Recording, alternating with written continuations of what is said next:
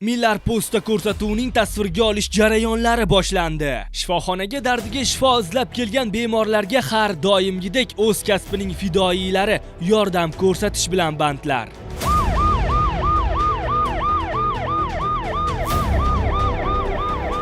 Jahliga erk bergan yigit endi operatsiya stolida. Ma'lum bo'lishicha, erkak xonadonida o'z turmush o'rtog'i bilan urushib qoladi va oshxonadagi shisha bokalni olib qo'li bilan sindiradi. Natijada esa uning barmoqlari jiddiy shikastlanganligi aytilmoqda. Ayni paytda roparaso 1 soat davom etgan jarrohlik amaliyoti o'z nihoyasiga yetdi. Bemorning hozirgi holati haqida shifokordan batafsil ma'lumot olamiz. Bemorimiz ahvoli yaxshi, operatsiyadan keyin o'zini yaxshi his qilyapti.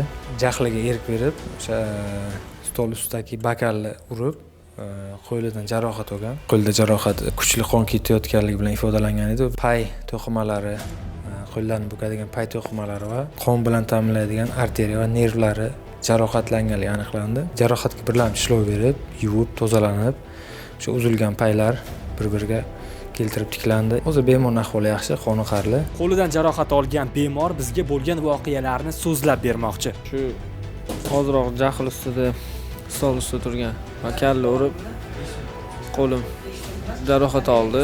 Yordam so'rab keldim. Bokalni sinig'i kesdi qo'limni. Hozir ancha ahvolim yaxshi. Doktorlarga rahmat kattakon.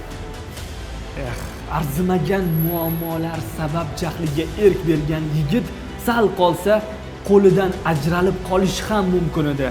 Shunday ekan, hurmatli fuqarolar, maishiy muammolarga o'z salomatligingizni aslo qurbon qilmang.